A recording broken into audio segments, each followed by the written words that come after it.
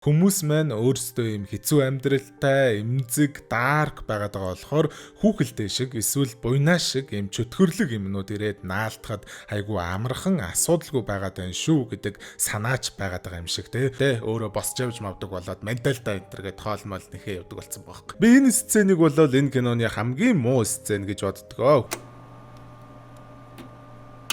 За сайн уу? Юу вэ? Сонин сайхан. Тэгээ өнөөдөр мен чин та нарт өөрийнхөө бас ер нь хамгийн дуртай Монгол аимшиг кинонуудын нэгийг ревю хийх гэж. Тэр кино бол мэдээж 2015 онд нээлттэй байсан найруулагч Цогт Эрдэнэ, зохиолч Цэ Ууган Баярын ижил нэр зохиолоос сэдвлэгдэн хийгдсэн хүүхэлтэй кино байгаа. Тэгээ найруулагч Цогт Эрдэнэ хувьд гэвэл нэг айхтар кино сонирхдаггүй хүмүүс бол бас нэг сайн мэдэхгүй байж магадгүй, гэхдээ бүтээсэн кинонуудыг бол та нар сайн мэдчих явах ёстой. Хүүхэлтэйг найруулснаас гадна Манусын маш сайн мэдих Зойр киноны эхний ангийг мөн адил 2 дугаар ангитай нь хамт найруулж ирсэн. Тэгээд бас 18 оны орилоныг найруулж байлаа. Мөн л Манусын ичнээ танил ороолон киноны зохиолыг бичижсэн. За тэгээд миний хамгийн том guilty pleasure-уудын нэг Админ Зэтийг бас найруулж байсан найруулагч аахгүй. Би бол угаасаа энэ хүүхэлтэйг яг нээлттэй хийж хахад 11 настай 5 дугаар ангийн хөөрхөн бацаан байж исэн байлээ. Байлээч юу ах вэ? Байсан тий. Яалтчгүй тухайн үед бол яг entertainment болон айлгах талаасаа нэлээд таалагдж айлгаж чадчихсан ч гэсэндээ нэг тийм сайн кино энтер гэж бол санагдаж байгаагүй байхгүй юу? Гол дүрийнх нь гаргаж байгаа сонголтууд энтер нь жоохон логикийн алдаатай юм шиг, тэнэг юм шиг, жоохон мууч кино юм шиг санагдаж ийсэн. Тэгээд тэгсэн чинь жоохон те сая яг ингээд том болоод арай жоохон юм үзсэн үний нүдээр үзсэн чинь дурсамжинд байснаас бол хамаагүй сайн кино гэж санагдаад гол дүр нь тэнэг биш байсан юм байна гэдэг дүгнэлтэнд би өвдөө хүрчээд байгаа. Тэгээд сэтгэл хэсгээрээ илүү дэлгэрэнгүй ярина. За ямар ч тач тэгээд яг энэ киног хийсэн уран бүтээлчт нь энэ киногоо хийхээс жилийн өмнө буюу 2014 онд Зойрын 1-р ангийг хийдсэн. Зойр бол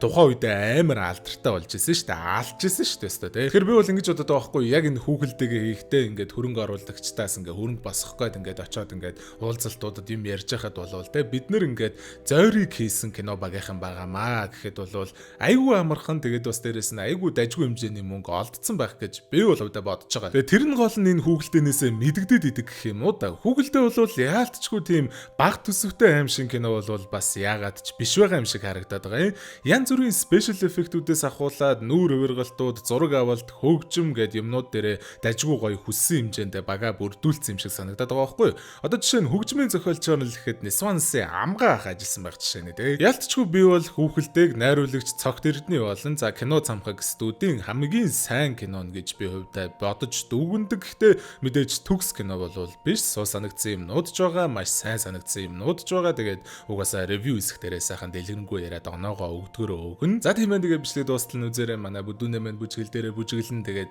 бүдүүнийг та нар ер нь бүжгэлүүлчихье заа юу. Яг одоо ингээд бүдүүнээ бүжгэлээрээ гэд 3 2 1 гингүүт бүдүүнээ бүжгэлээрээ гэд хэлээрэй заа юу. 3 2 1 Сүгэрш байлаа энэ зүуд бэтэн бэчний тэр дур булам төрх харсан чинь мас орн галзуурхад ганц гурав номер чинь нугур чинь нуруу чинь төгс эй бад бич зурх чинь төгс чамд хэл хүүхс мөр шүү. Тэгэхээр кино маань гол дүрүүдийг нэлээд эвгүүгээр харуулсан одоо opening credit-ээр эхэлдэг. Би бол өвдөө энд нь айгуу дуртай баг багтаа амар айдаг байсан. Эндээс нугасаа. Тэгээ гол дүрийн маань ээжийн дүр тоглодог саран цэцэг жүжигчин бол анх яг хэцүү ангийн сүнжид багшийн дүрээр айгуу тэ эвдрээгүй сайхан сэтгэлтэй сайн эмэгтэйгийн төрхөөрөө танигдчихсэн шүү дээ. Тэгээд ийм төрхөөр нь харах бол бас яалчгүй айгүй эвгүй л байгаа юм л да. Ямар ч тач кино маань ерөөсөө цаг үрдэггүй, шууд эхлэлийнхээ сцен дээр гол дүрийн эмэгтэйгийн сууж явсан автобусыг цементний машинтай мөргөлдүүлээд эхэлдэг.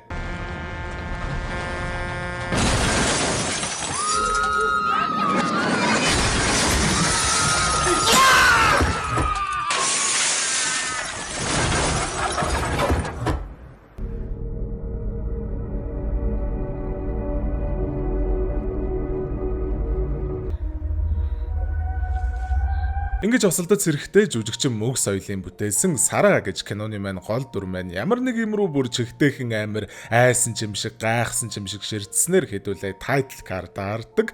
Энэхүү явдлаас 3 хоногийн өмнөхөөс хэдүүлээ киногоо эхлүүлэх юм байлээ. Сараа маань эмнэлэг твтж байгаа ээж дээрээ очихоор явах замдаа хурмаа ээж байгаа хосууттай таардаг. Тэгээд угаасаа те монголчууд маань яг яагаад чи хуримтай таарахыг муу ёр гэж үзээд хуримтай таарвал нулим энтер гэдэг дээ штэ. Тэрийг оруулж өгж байгаа юм шиг байгаа. Угаасаа ингээд одоо баахан муу юм тохиолдох гэж байгаа аим шиг киноны гол дүр шүү дээ Сара маань дээ. Сарагийн маань амьдралд нь байгаа цор ганц хүн болох ээжийнх нь бие бүр нэлээд л муу байгаа юм байна л дээ. Ядчил байнгын эмчилгээнд орох шаардлагатай, эмчилгээнд нь хэрэг болох эм тариануудыг Сара цаг тухайд нь авах санхүүгийн бололцоо хангалтгүй байгаадгаа болж таарж байгаа юм. Хариуцсан эмчтэн загнуулж жагаад толгоогоо гашлгаад кофе шоп сууж исэн чинь цонхон дээр нь нэг өвөөтэй гартаа манай айконик хүүхэлдэг барьсан байж илгүй яах вэ? Өвөөгийн дүрд мэдээж Батбаатрын анх баяр жүжигчин тоглосон. Тэгээд мейкапны гайхамшиг гэж тэ. Тэрнээс гадна жүжигчин анх баяр бол энэ кинон дээр зүгээр ч нэг жүжиглээд болчоогүй бас ерөнхий зураглаачаар нь ажилласан болж таарсан. Ах харин бас тий жүжиглэхээс гадна зураглаач хийд юм бил ш. Ядагчлаас өвөө яг Сараад энэ хүүхэлтэйгээ зарсан юм уу, бэлгэлсэн юм уу, яасан яг юу болоод яагаад энэ хүүхэлтэй гэртээ авчирсан нь одоохондоо тодорхойгүй. Гэтэл юу үнэн бэ гэхээр Сара хүүхэлтэй гэртээ аваад ирсэн байгаа юм. Бас хөөрхөндөө ингээ буудан дээрээ суулгачжээ. Хүүхэлтэй гэрт нь ирсэн эхний өдрөөс шууд Сара шүн дунд сэрж мөрөөл тэгснэ нэг тийм гэрт нь хүн алхаад яваад байгаад байгаа юм шиг нэг тийм юм.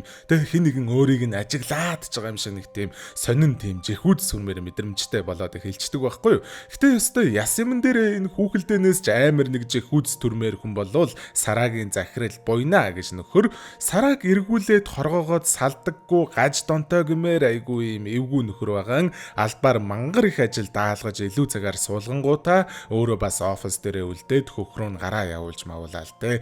Яг бас компанийн хамаг бүдүүн яг ерөнхий захирал бол биш. Гэхдээ ямар нэгэн төрлийн захирал юм шиг байгаа юм. Хамгийн том захирлынх нь төрсөн дүү байхгүй юу. Тэгээд те fucking Nepo baby байгаа байхгүй юу. Өөрөө хийж бүтээсэн юмгүй те. Дүрийнх нь энэ Nepo baby гэдэг exposition-ыг зүгээр л 3 диалогоор хийгээд өгчдөг байхгүй юу. Таныг ах чинь дуудаж байна. Хэн дуудаж байна? Захирал дуудаж байна. Тэгээ энэ бол айгүй сайн exposition-ийн жишээ байгаа байхгүй юу. Ямар ч тач Сара маань бүр нэлээд готролд оронгуудаа клабд ууд сууж байгаад харьсныхаа дараа хамгийн стрессүүдээ нэг дор бөөгнүүлээд жинхэнэ утгаараа даарклж байгаа байхгүй юу. Ячил байрных нь лизингийн мөнгө, сөөхийн мөнгө гэд бөө мөнгө нэг хэгдсэн сүлдээ бүр ширээн дээрх юмнуудаа хамж унгаахтаа гараад үсээ тухайн алдаад уннаа. Зүүдэнд нь нөгөө хүүхэлдээний арай том хувилбар нь гэх юм уу да үзэгддэг. Тэгээд би энэ сценыг болол энэ киноны хамгийн муу сцен гэж боддгоо. Хүүхэлдээ нь яагаад заавал ингээд хүн төрхтэй болцсон зүүдэнд нь ирж байгаа юм те. Тэгснээ бас мейкап нь амар муу. Надад бол энэ мейкап амар муу харагдаж байгаа байхгүй. Тэгээ зүгээр л нэг юм амар awkward сцен зэ. Мейкап нь муунаас гадна зүгээр ингээд те одоо энэ ингээд Сарагийн царай мэрэж гэсэндээ яг нэг юм green screen-ийн наан биччихээ цоолцсон мэдэгдээ. За бас хүүхэлдээнийх нь хоолоо нь бас амар марзнаад гэмэ.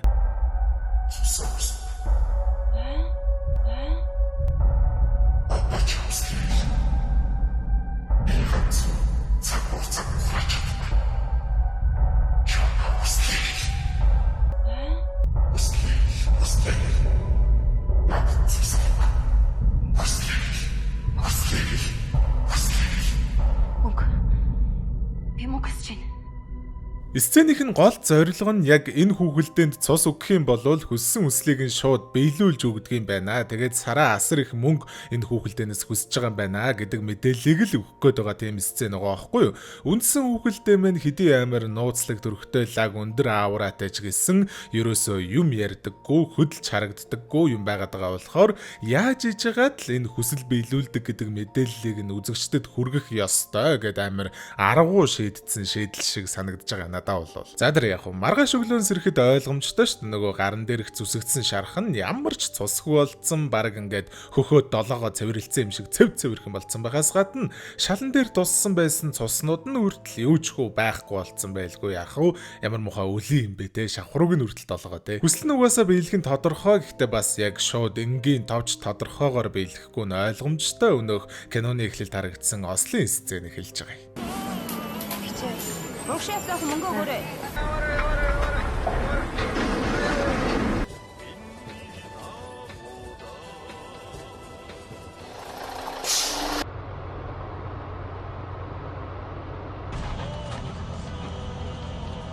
Sorry, aufzustellen! Das unterschiedlich!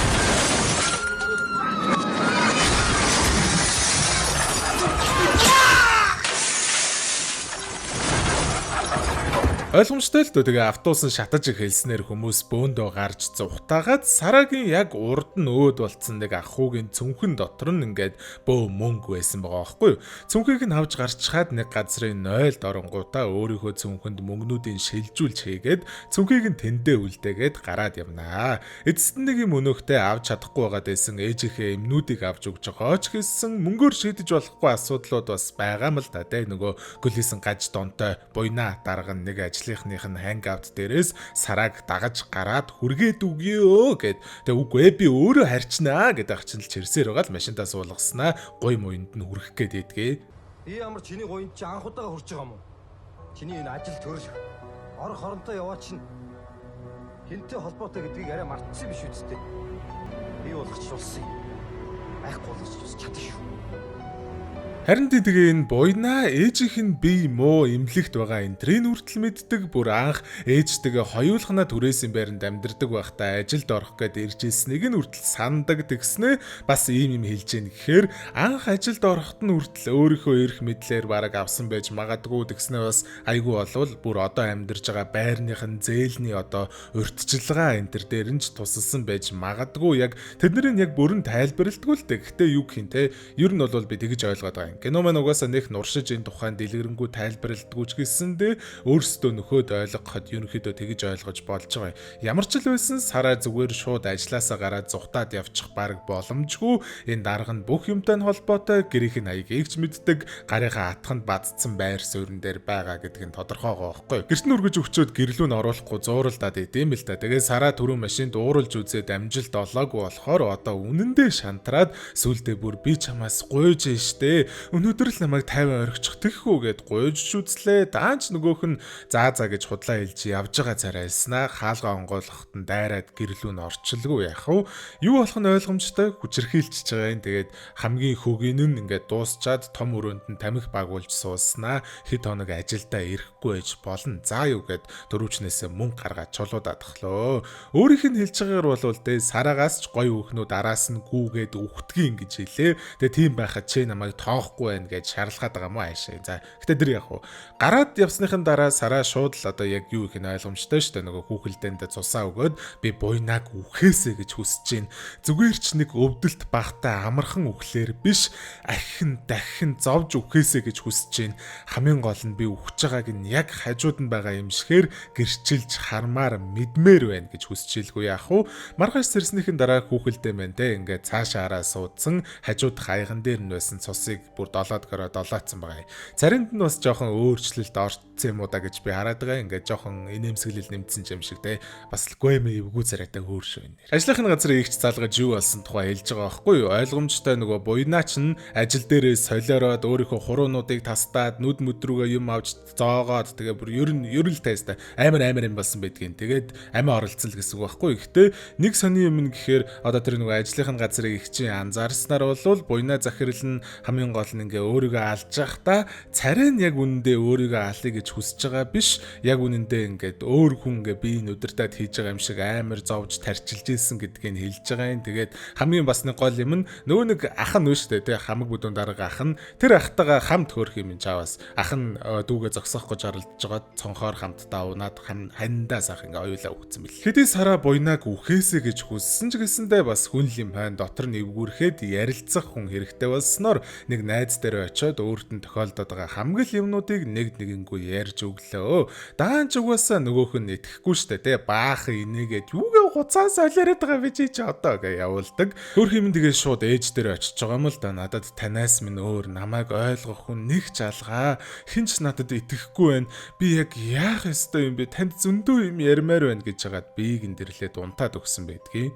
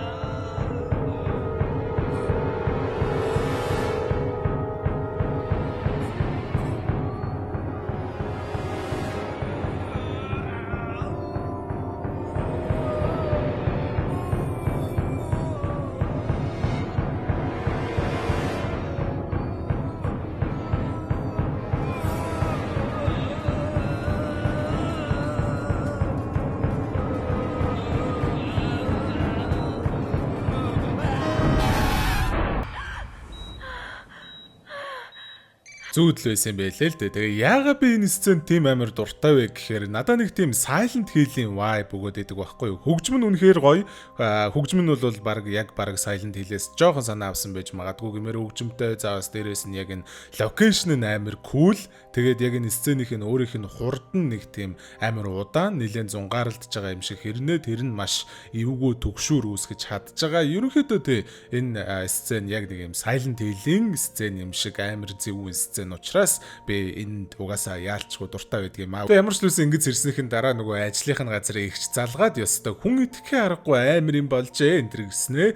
Буйнагийн цогц өчигдөр шин яагаад ч юм моргоосоо өөрөө алхаж гараад бүр машин зам дээр явж байгаад машинд мөргүүлээд үхчихээ гэж хэлж идэг. Сараа угаасаа хүүхэлдээнээс хүсэхтэй те ахин дахин зовж үхээсэ гэж хүссэн штэ те. Тэгээд тэрнийхэн дагуу хүүхэлдээ ингээд буйнаг нэг алангуудаа буцааж амьлуулаад тэгээ буцааж алаад тэгээд одоо 2 удаа алд Сарагийн үслийг биелүүлж байгаа нь энэ багхгүй юу. Тэрнээс гадна бас яг хажууд нь байсан юм шиг гэрчилмээр байна гэсэн үслийг нь зүүдэнд нь буйнагийн үхлийг яг хажуунаас нь харуулад биелүүлчихэж байгаа юм те. Ямар ч л байсан Сара маань ээжигээ өөрөө гэртээ авч асарья гэж шийдэж байгаа юм байна лээ. Даанчтайгаа үнэхээр л биеийн дээрдэхгүй байгаад байсан болохоор хүүхэлдээнээсээ миний ээжийг л эдгэгээд өгчих гэж хүсээд яг цусаа өгөх гэжсэн чинь цусаа өгж амжихаас өмнө ээжийнх нь би нэлээ муудаад за тэгээд те Сараад сүүлчийнхээ үгсийг хэлээд ээж нь өөд болж байгаа юм. Мэдээж Сараад хэцүү байх нь ойлгомжтой. Гэхдээ мэдээж Сараад хүүхэлдээ байгаа штэ шууд буцаж очингуудаа би энэ хорвоо дээр ганцаархнаа үлдмээргүй байна. Миний ээжийг амьлуулад өг гэж цусаа өгчхөөд ээжийнхээ хажууд унтаад өгнө. Ойлгомжтой. Маргааш өглөөс ирэхэд ээж нь орноосоо босоод явцсан гал тогоондоо зогсож идэгээс гадна би өлсөд байна гэдгээс өөр юу ч хэлдэггүй. Тэгсэрнээ Сараа гоё гараа гаргаад шүл хийгээд өгсөн чинь ганц халбагыг ч идэхгүй байдаг. Одоо те өөр юм арлуулсаад байгаа байхгүй. Тэгээ нэг юм зомби шиг болоод буцаад ирсэн ээжийнх нь энэ одоо концепт энэ ерөнхий мейкап нь одоо ерөнхийдөө таалагддаг амар эвгүй зарим өнцгөөс үнэхээр эвгүй гэхдээ зарим өнцгөөс яг харахаар тэгээд яалчгүй нэг юм өнгөтэй линз зүүцэн хитрхи тодорхой мейкап нь бас нэг хитрхи баг зэрэг нэг жоохон хитэрсэн юм шиг санагдаад байдаг. Гэтэ стил тэ энэ концептаас энэ ээжийнхэн мейкапнаас бол багтаал амар байдаг байсан. Сара угаасаа ээжигээ дуршлагатай хүнтэй хамт асарвал зүгээр байхаа гэд өмнө нь нэлээд олон настай хүмүүсийг асарж исэн асраг жохонд мөнгөний төлөөд гэртээ аваад ирлээ. Нөгөө охин нь Сарагийн ээжтэй уулзаж гарыг нь барьж үзснийхээ дараа ээж чинь бүр амар даарцсан байж штэ гэж хэдэг. Тэгээ би нэг юм ойлгохгүй гай. Сара асрагч хоёулаа яагаад энэ ээж нь ингээд ийм амар царайтай болцсон амар creepy байгаад байгааг анзаарахгүй юу ч болоогүй юм шиг зүв зүгээр л хүн байгаад байгаа юм шиг ажиллаад байгаа юм те. Сарааг бол бас яг ойлгож болж байгаа юм л да. Мэдээж ээжигээ алдчихлаа гэд айхтар гашуудсан гашуудлаасаа дараах нь ээжигээ буцаагаад авцсан болохоор юу ч болж исэн хамаагүй гол нь л ээжээсээ хахацаагүйдээ баярлаад тэрэндээ сохорцсон. Эсвэл за зүгээр л ер нь л нэг л тийм эвгүй чөтгөрлөг байгаад байгааг нь анзаарж байгаа ч гэсэндээ иймэрээ чамаагүй хажууд минь л байж байвал болоо гэж бодож байгаа байж магадгүй. Харин энэ асрагч охин болвол уг нь хөгшчүүлийг сайн мэддэг тийм дурслагатай хүн хэрнээ баг амилсан цогцс байгаад байгааг нь анзаарахгүй дотор нь ингээ биеийн дотор нь ямар ч цус мус гүүхгүй байгааг анзаарахгүй гэхээр жоохон логикийн алдаатай санагдаад байгаа. За тэр яах. Сара тэр хоёрыг гэртээ үлдээгээд ээжтэй хэрэгтэй юмнуудыг авчгаад ороод ирсэн чинь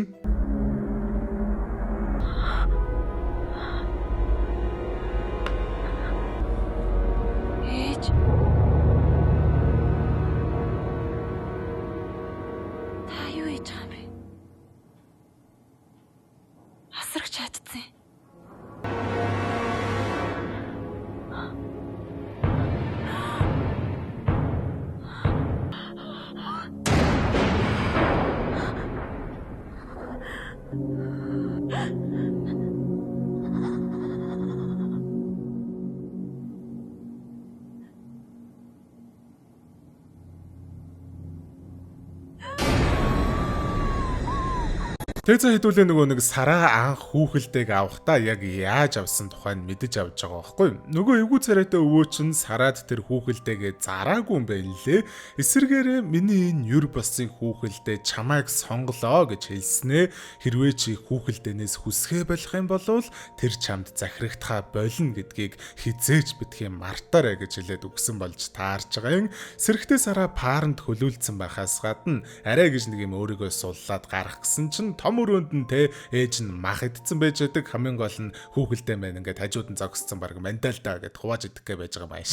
Өвөөгийн хэлснээр бол хүсгээ өлчих юм бол захирагтгаа болчихно гэсэн шүү дээ. Тэгээд сараа ерөөсөө хүүхэлдэйг авснаасаа хойш 3 үсэл хүссэн нь багдсан юм шиг байгаа. Ингээд захирагтгаа болоод бүр ингээд те өөрөө босч явж мавдаг болоод менталдаа энтер гэд хоолмол нэхээ явдаг болсон байгаа юм. Гарах чахт нь ээж нь хөлнөөс нь зуурчхаад юу ч хэлэхгүй амар ширтээд явуулах шинжгүй байсан болохоор тархиа ажиллуулаад те надад нэг хүсэх хүсэл байна гэхэд шууд зогсож байгаа юм чинь. Цусаа өгөөд хүслээ хүсдэм л да. Энэ удаад гэхдээ хүүхэлдэйний эсрэг юм хүсдэг буюу чи яг одоо өөрийгөө шатаа гэсэн чинь өөрийгөө сайхан шатаагаад те эцэст нь нэгэн бүх зүйл сайхан болж байгаа.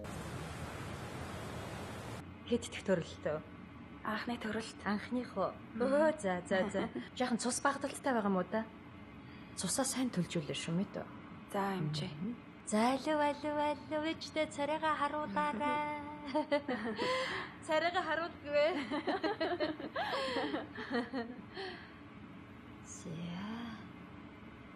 Хүүхэд ер нь өдөр болгон өөр байрлалтай байдаг шүү дээ. Дараагийн удаад ээжтэй царайгаа харуулах байлгүй тийм үү? Алуу.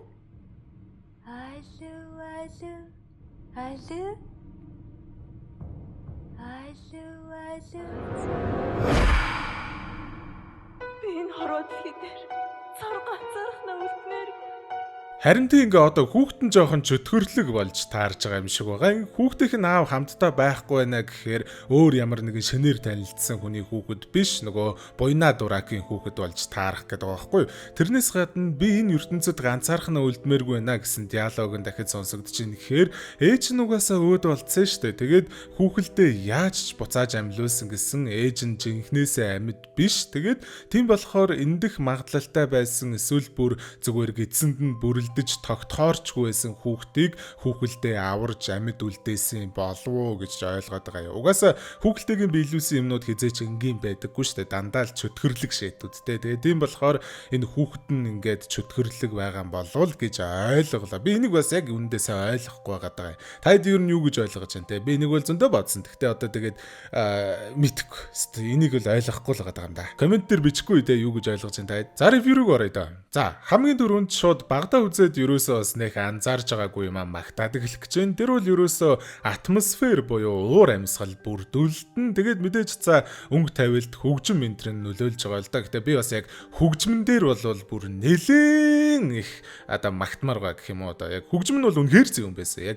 Яг нэг тийм би түрүү хэлсэн ш нэг юм silent healer хөө яг нэг тийм аим удаан өрнөлтөй нэг юм цаанаасаа нэг тийм эвгүй тухгүй мэдрэмж төрүүлэхээр нэг тийм moody аим шиг киноны саундтрак бол яг л мөн байсан. Ер нь бол бүр яг үнэхээр зөв юм байсан. Одоо саундтрак нь амар таалагдсан тий. Тэрнээс гадна за бас дахиад нэг юм ярмаар юм байгаа нь болохоор гудамжинд хүмүүс алхаж байгаа шоудууд амар утаатай хотыг дээрээс нь харуулсан шоудууд. Тэгээд тэр нөгөө автобусны осол болохоос өмнө автобусанд жавхлангийн дуу энэ төр яваал зүгээр ингийн амьдрал үргэлжилж байгаад нэг тийм сонин энгийн шоудууд. За бас яг нөгөө нэг найз дээр очиж юм ярих гээд явж явах үеийн одоо гудамжны за тэгээ бас найзынхын байрны шоудууд энэ төр гээд нэг тийм энгийн зүгээр ингээ голоор нь байгаа бирол дүрснүүд ч гэж хэлэх юм уу да тий. Тиймэрхүү юмнууд амар зөвүүн байсан. Яг энэ ертөнц рүүгээ амар зөвүүн уусгаж оруулж чадчихсан. Дээрээс нь яг тийм амар зөвүүн хөгжимтэйгээ хойлолтчихгоот тий. Мэдээж ихтэй яг одоо автобус бол кондукторгүй болцсон шүү дээ одоо цагт тий. Тэгээ кондуктортой байсан үеийн автобусны доторх цаг үеийг харуулж байгаа болохоор зүгээр ностальжи эффект энэ төр байж болно л да. Тэр зүгээр юу гэх гээд энэ гэхээр тий. Энэ киноны яг уур амьсгал бүрдүүлэлт яг ямар шоу цаг үед ямар шоу хотод ямар шоу ертөнцид үйл явдал нь өрнөж байгаа вэ гэдгээ тодорхой болгож өгсөн юмнууд нь тэгээд төгшүүр үүсгэх мөдийн юмнууд энэ төр нь үнэхээр сайн байсан санагдсан. Өөрөөсөө дахиж нэг яг бүтнээр нь үзэх юм бол анзаарч үзээрэй заяа. За бас хүүхэлдэйний дизайныг бол мэдээж ярихгүй байж болохгүй. Яалтчгүй Монголын аим шин кинонуудын хамгийн iconic дүрслэлүүдийн нэг мөнөөсөө мөн шүү дээ те.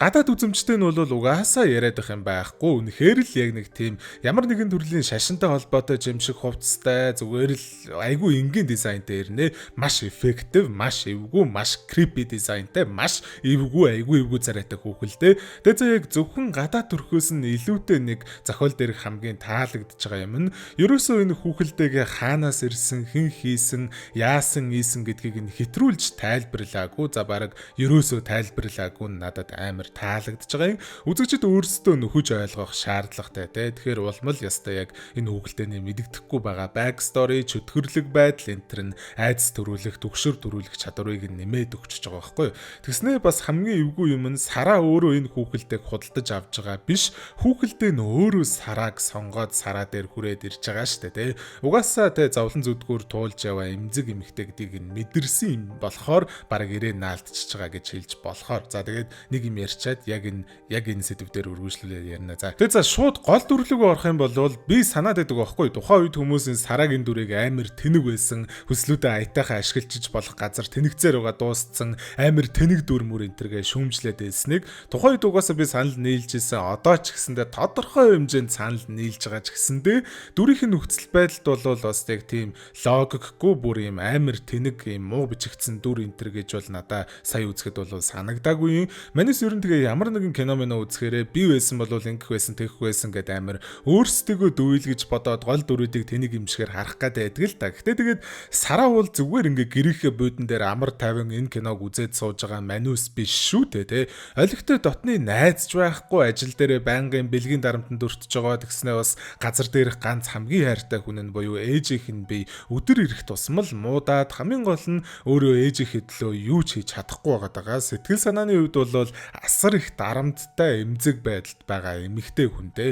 Тэгэхээр би бол ерөөсөө энэ удаад үзэхдээ Сарагийн дүрийн гаргаж байгаа янз бүрийн үйлдэлүүдийн за яг зарим газар бол үнэхээр тэнийг ингэж бодсон ч гэсэндээ ихэнх нөхцөлд бол яалтчгүй энэ дүр бол ийм үйлдэлүүд гаргаж байгааг нь ойлгож байна. Логиктой санагдаж байна гэж надад санагдсан байхгүй юу. Угаасаа Сара ягаад ч төгс хүн биш. Одоо ер нь нэг юм сэтгэлийн тэнхээтэй ч хүн биш байгаа байхгүй юу. Одоо жишээ нь тэр байрныхаа лизинг за бас тог захилгааны мөнгө тэгээ ээжийнхээ им тарианы мөнгийг ч өгч чадахгүй байгаа юм байж ээж клабд ууцсан сууж байна гэдэг бол асар хариуцлагагүй арчаагүй мэд харагдаж болж л байгаа юм л та. Гэтэ одоо юу гэх юм те ингээд яг нүхэнд шигдсэн байгаагаа мэдж байгаа ч гэсэн за бас улам гүнзгий шигдэх юмнуудаа өөрөө хийгээд байгаагаа мэдж байгаа ч гэсэн те зогсож чадахгүй ингээд өөрийгөө сатааруулах юмнуудаа л хийгээд улам ёроол руугаа яваад авах мэдрэмжээг бол би л айгүй сайн мэдэрчээсэн болохоор те манайхан дунд ч гэсэндээ бас те ийм цаг үеийг туулаад гарсан хүмүүс байгаа л байлгүй те. Сараг бол ерөөсөө би буруутгаагүй буруу юм игээд байгаа юм л да. Ер нь бол те гэхдээ ерөөсөө буруутгах сэтгэл бол төрөөгүй. Окей за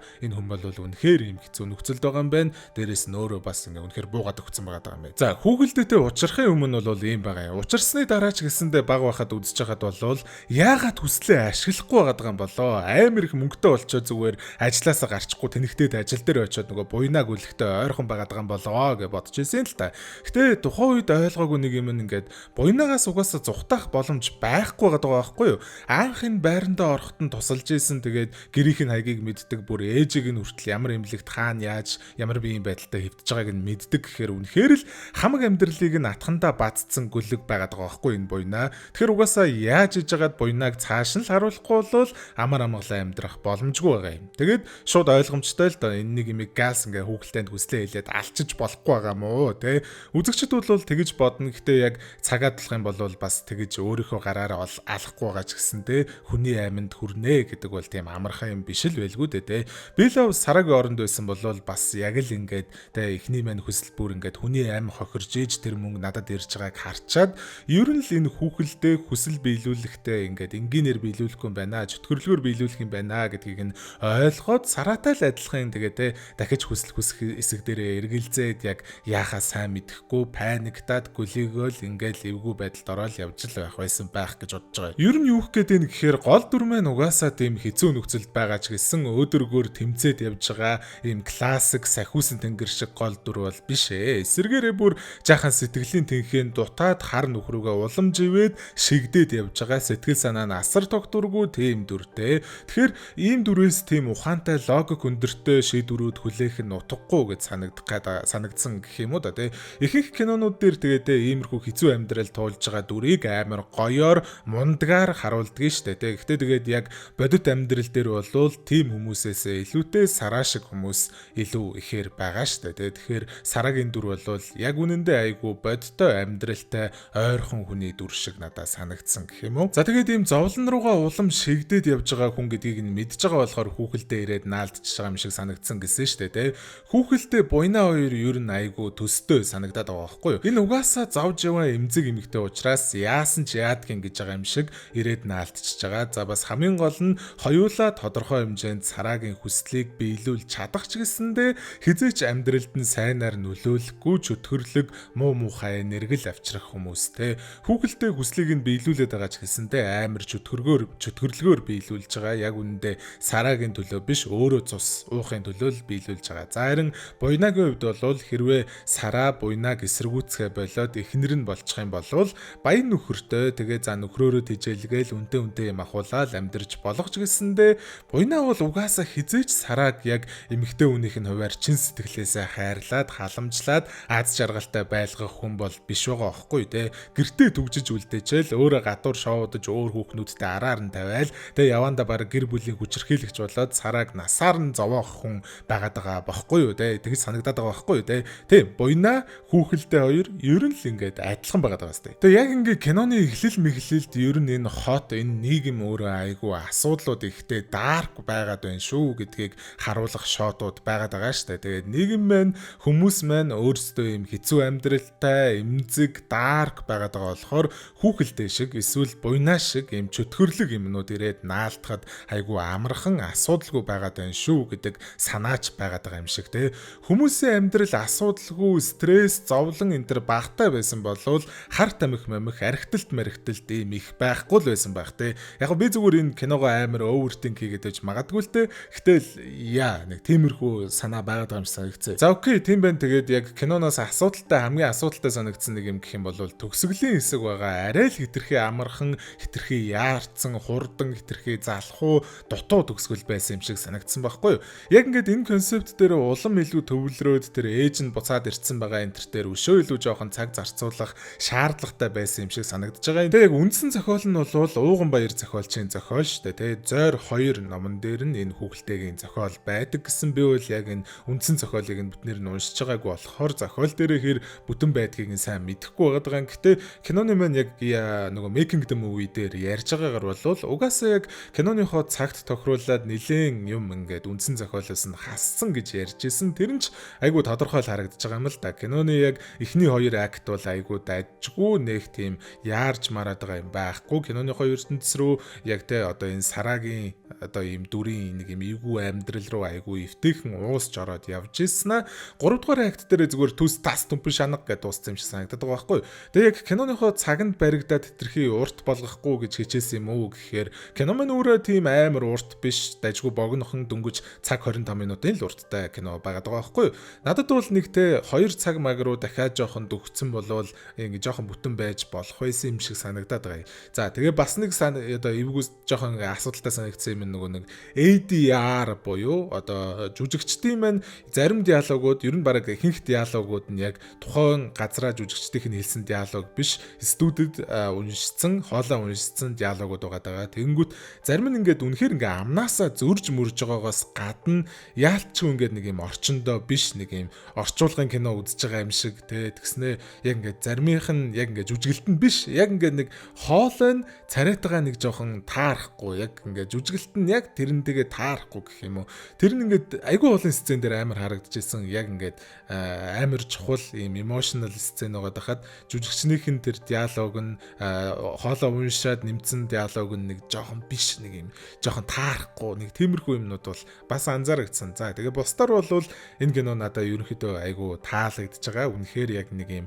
dark цаг үеийн dark ертөнцид амьдарч байгаа, dark амьдралтай эмэгтэйгийн dark амьдрал нь улам л ингээд dark болоод байгааг айгүй тийм зөвүүн удаан өрнөлтөөр, зөвүүн атмосфертэйгээр харуулсан, зөвүүн хөгжимтэйгээр харуулсан л кино байгаа юм л да тий. Хөгжмийг дахиад магтжээ. Үнэхээр яг амар сайн байснаас гадна яг кинондоо тохирцсон зөв газраа зөв мэдрэмжээ төрүүлж байгаа. Жижиг амбиенстэй үедээ амар амбиенстэй ер нь л зөвөр үнэхээр яг киноныхоо ертөнцид киноныхоо атмосферд амар тохирцсон байсан санагдсан. Тэгээд бас тэ мэдээж дуучин Солонгын киноны яг ерөнхий ост нь амар штэ тий. Хүй хүйтэн сайлах сивэлзээ.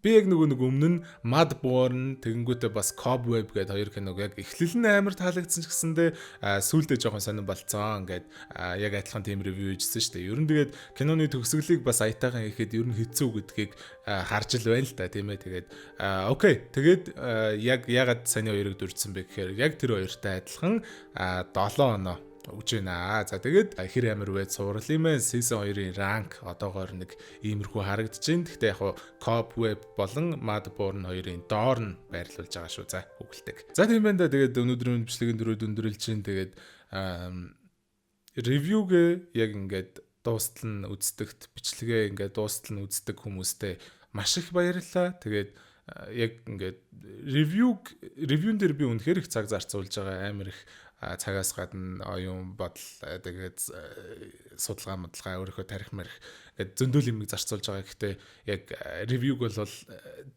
яг ингээд зүгээр яг одоо би нөгөө аналитик харангуут ревюг бас ингээд их хүмүүс нь за яг ингээд гүйлгцэн байдгийн. Гэхдээ that's fine тэ ойлгож байгаа тэ. Гэхдээ still бас ингээд ревюг бүтэн үздэг зөндөө хүмүүс байдаг. Юм бэ нэлээ. Тэгэхээр тэр хүмүүстээ бүр яг чин сэтгэлээсээ баярлалаа гэж хэлээ. Чин сэтгэлээсээ яг ингээд миний хөдөлмөрийг үнэлж байгаад баярлалаа гэж хэлээ. Та нар л зөвхөн миний үзэгчд шүү гэж хэлмээр байгаа юм. За тийм байна. Тэгээд өнөөдөр маань бичлэгийн дөрөв өндөрлж гин хэдүүлээ дараач бичлэгээр тунгуудахгүй уулзгуулахаар төвчээртэй сайхан хүлээж байгаарай.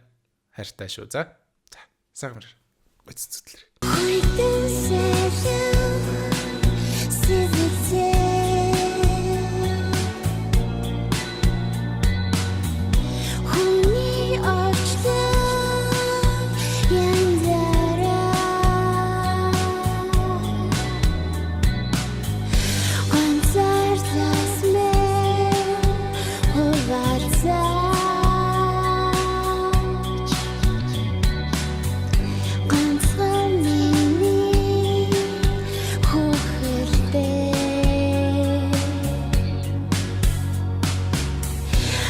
Shoes